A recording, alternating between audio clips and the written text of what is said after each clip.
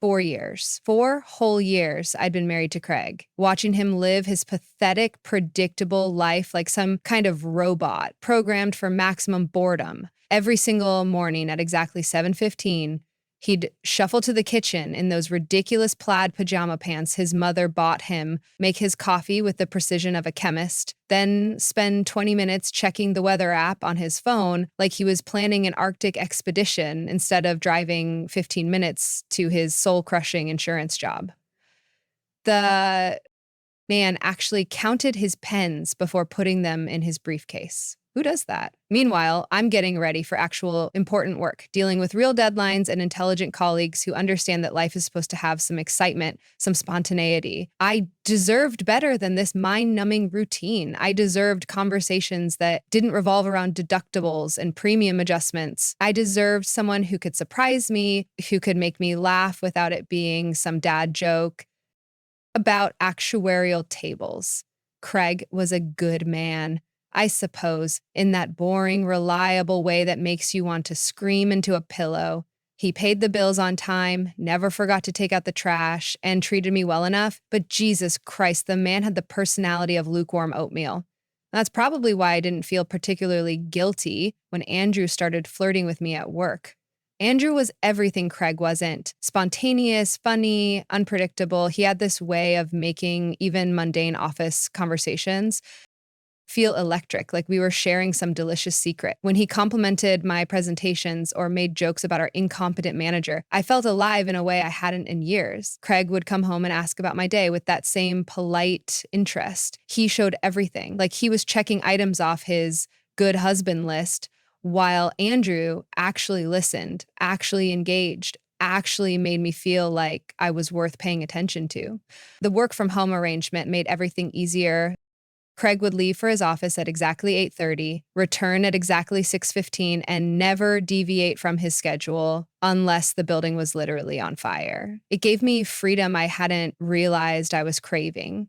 When Andrew mentioned he was working remotely too, it felt like the universe was giving me permission to explore something that had been building between us for weeks. I told myself it didn't mean anything. It was just conversation at first, then coffee meetings that ran longer than they should have. Andrew claimed he didn't even know I was married initially, which made sense since I didn't wear my ring to work much anyway. It was always catching on things and getting in the way. When our coffee meetings turned into longer lunch breaks and then afternoon visits to my house, I convinced myself it was just harmless fun. Craig and I hadn't had sex in months anyway, too caught up in our respective routines to even notice we'd become roommates rather than lovers. The thing about affairs is that they escalate so gradually, you don't realize how far you've gone until you're already there. One day, Andrew was commenting on how nice our house was, how lucky Craig was, and the next day he was suggesting he'd like to see it again when we had more privacy. I knew it was crossing a line, but honestly, what Craig didn't know wouldn't hurt him. Besides, it was my house too, wasn't it? I had every right to have friends over, and if those friends happened to make me feel desired and interesting and alive, well, that was just a bonus. The Tuesday, it all fell apart. Started like any other. Craig left at his usual time with his usual routine, mentioning something about a big client meeting that would probably run late. I had the whole day stretched out in front of me. And when Andrew texted asking if he could come by around noon, I didn't hesitate to say yes. We'd done this dance several times now, and I'd gotten comfortable with the rhythm of it. Craig was predictable to a fault. If he said he'd be home at 6:15, he'd be home at 6:15, probably after stopping at the grocery store because it was Tuesday, and Tuesday was grocery in Craig's rigidly organized world. Andrew arrived right on time, bringing coffee and that easy smile that made everything feel effortless. We talked about work for a while, laughed about our boss's latest incompetent decision, and gradually the conversation shifted to more personal things. She had this way of making me feel like the most fascinating woman in the world, asking questions about my dreams and ambitions that Craig had stopped asking years ago. When he reached over to brush a strand of hair from my face, it felt natural, inevitable. I led him to the bedroom without really thinking about it. This was my space, my time, my choice. Craig would never know, and even if he somehow found out, it wasn't like our marriage was some great passionate love affair anyway. We were comfortable, compatible in that boring suburban way, but we weren't soulmates. We weren't even particularly good friends anymore. This thing with Andrew was just physical, just me taking back some small piece of excitement in my otherwise predictable life. We were so caught up in each other that neither of us heard the front door open. The first sign something was wrong was Craig's voice calling my name from downstairs, confusion evident in his tone. My blood turned to ice. He wasn't supposed to be home for hours. This wasn't part of his routine, wasn't part of the careful schedule that had made this whole arrangement possible. Andrew scrambled for his clothes while I threw on a robe, my mind racing through possible explanations. Maybe I could say Andrew had stopped by to discuss a work project. Maybe I could claim I wasn't feeling well and had asked him to bring some files. But when Craig appeared in the bedroom doorway, taking in Andrew's half-dressed state and my obvious panic, I knew there was no explanation that would make this look innocent.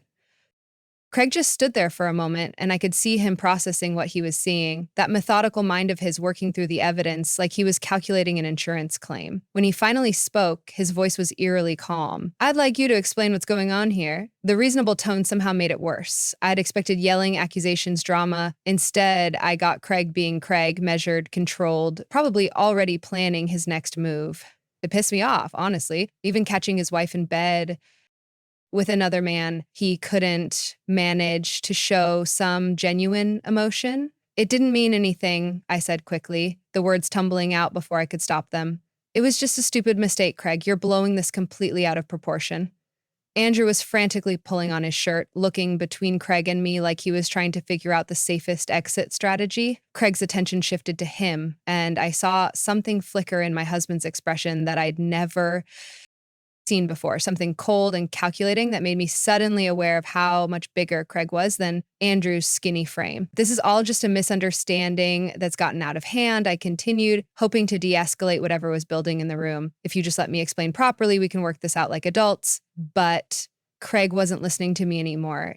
He was staring at Andrew with that same methodical focus he brought to everything, and I realized he was probably recording this whole thing on his phone. That was so typical. Even in a crisis, Craig was thinking about documentation and evidence. The man couldn't have a genuine emotional response if his life depended on it. "You need to leave," Craig said to Andrew, his voice still unnaturally calm. Now, Andrew looked at me like he expected me to defend him, to stand up to my boring husband and choose excitement over security. And honestly, part of me wanted to. Part of me was tired of Craig's passionless approach to everything, including his own marriage falling apart, but Andrew was already backing toward the door, clearly not interested in any confrontation that might interfere with his comfortable life. "This isn't over," I told Craig as Andrew pushed past him. "We need to talk about this properly when you're being rational." That's when Craig's composure finally cracked. "Just a little rational," he repeated. "I come home early because the HVAC system broke and find my wife underscore her coworker in our bedroom."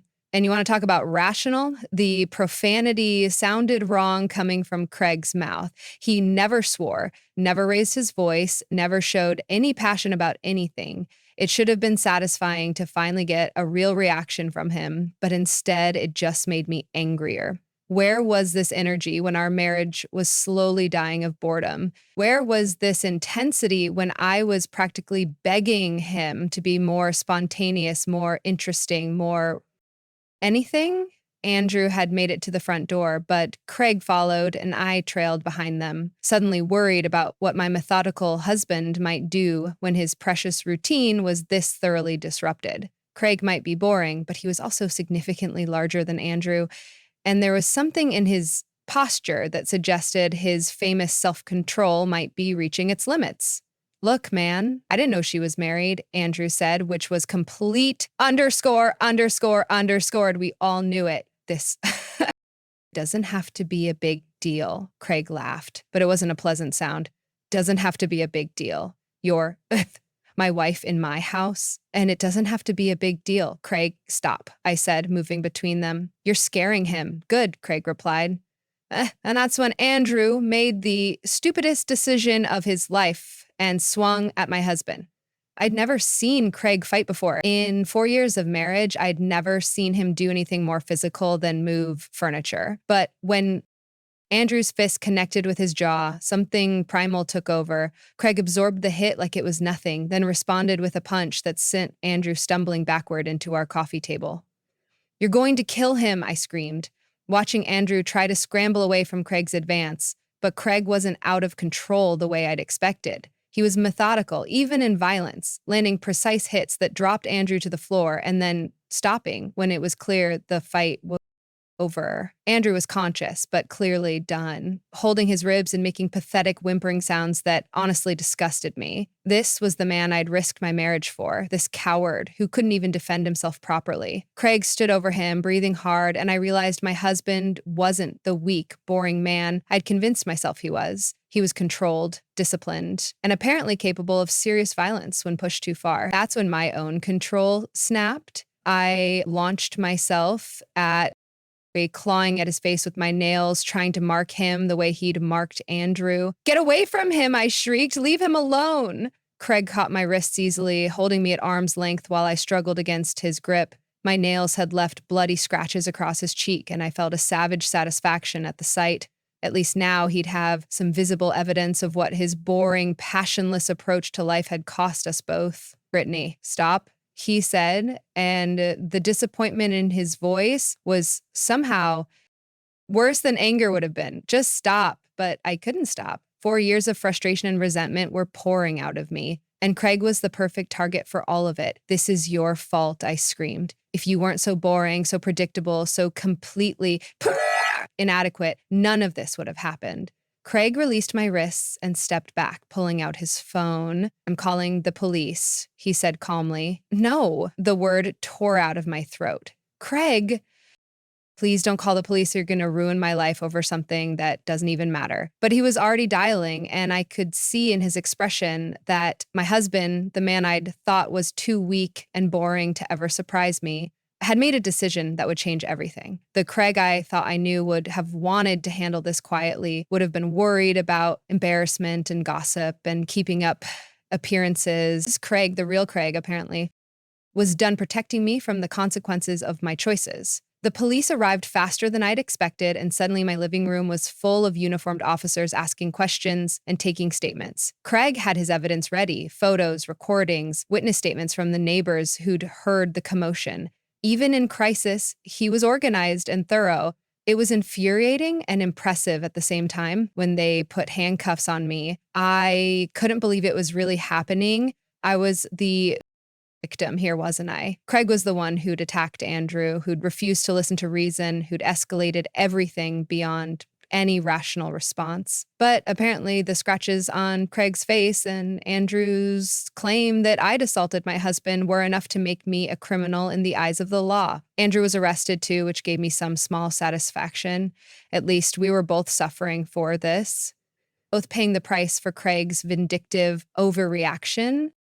They took him away in a separate car, and I wondered if he was regretting his choice to get involved with a married woman, or if he was just worried about how this would affect his precious career. The next few days were a nightmare of lawyers and bail hearings and phone calls with my parents, who couldn't believe their daughter was being treated like a common criminal. My mother kept insisting that I couldn't possibly have hurt Craig, that he was obviously making things up to gain advantage in what would inevitably be a messy divorce. My father was ready to hire the most expensive attorney in the state to fight what he called Craig's character assassination. Craig's parents were more measured in their response, which didn't surprise me. They'd raised a son who thought everything through carefully before acting, and they weren't about to abandon that approach. Now, they weren't happy about Craig's decision to press charges, but they supported his right to protect himself legally and financially.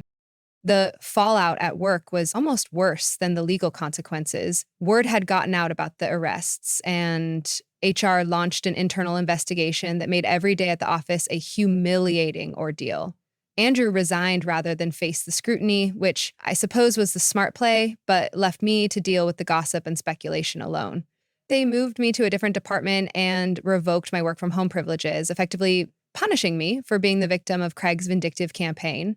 The divorce proceedings were brutal. Craig had decided to go all out, refusing every attempt at reasonable settlement and demanding terms that would leave me with almost nothing. His lawyer painted me as a manipulative adulteress who betrayed her husband's trust and then physically attacked him when confronted with her crimes. My lawyer kept pushing for a more amicable resolution, but Craig wasn't interested in amicable. He wanted total victory, and he had the evidence to get it. The restraining order was the final insult.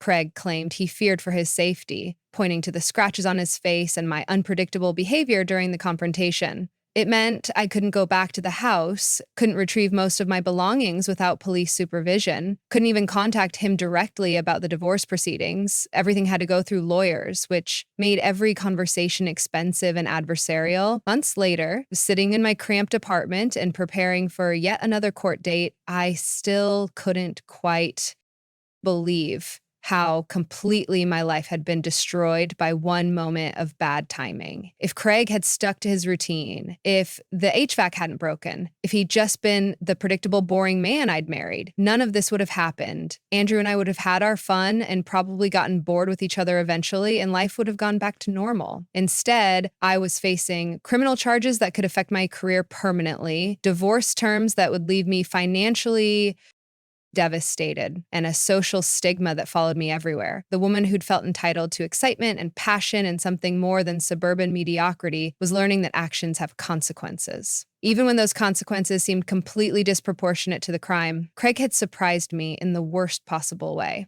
The boring, predictable husband I thought I could manipulate and control had turned out to be methodical and strategic in his revenge. He documented everything, planned his legal strategy carefully, and executed it with the same attention to detail he brought to his insurance work. I'd underestimated him completely, and now I was paying for that mistake with everything I'd built over 4 years of marriage. The criminal charges were still pending, hanging over my head like a sword that could fall at any moment. Andrew had been released on bail, but was facing assault charges that could seriously impact his future employment. We weren't allowed to contact each other, which was probably for the best, since I blamed him almost as much as I blamed Craig for the disaster my life had become. My parents kept insisting that Craig was a monster, that no reasonable man would destroy his wife's life over one mistake. They couldn't understand why I'd married someone so vindictive, so cold, so willing to use the legal system as a weapon. But they hadn't lived with Craig for 4 years. They hadn't seen how methodical he was about everything, how he planned and organized and controlled every aspect of his environment. I should have known he'd approach the destruction of our marriage with the same systematic thoroughness he brought to everything else. The irony wasn't lost on me that I'd cheated because Craig was too boring and predictable, only to discover that those same qualities made him a formidable enemy when betrayed. The man who couldn't surprise me with a spontaneous dinner date had managed to completely upend my life with his calculated response to my infidelity. He'd turned my moment of passion into a legal and financial catastrophe that would follow me for years. As I sat in my lawyer's office preparing for the next phase of our divorce proceedings, I couldn't help but wonder if this was what Craig had wanted all along. Not just to end our marriage, but to make sure I paid the maximum possible price for ending it the way I did. The boring, passionless husband I had betrayed had turned out to be capable of a very passionate revenge, and he was executing it with ruthless efficiency. The settlement offers kept getting worse, not better. Craig's lawyer made it clear that my husband had no interest in alimony, no willingness to split assets equitably, and no desire to make the process easier for anyone. He wanted total victory, complete vindication, and the legal destruction of the woman who betrayed his trust. The methodical man I'd lived with for 4 years was applying that same systematic approach to making sure I regretted every moment I'd spent in Andrew's arms.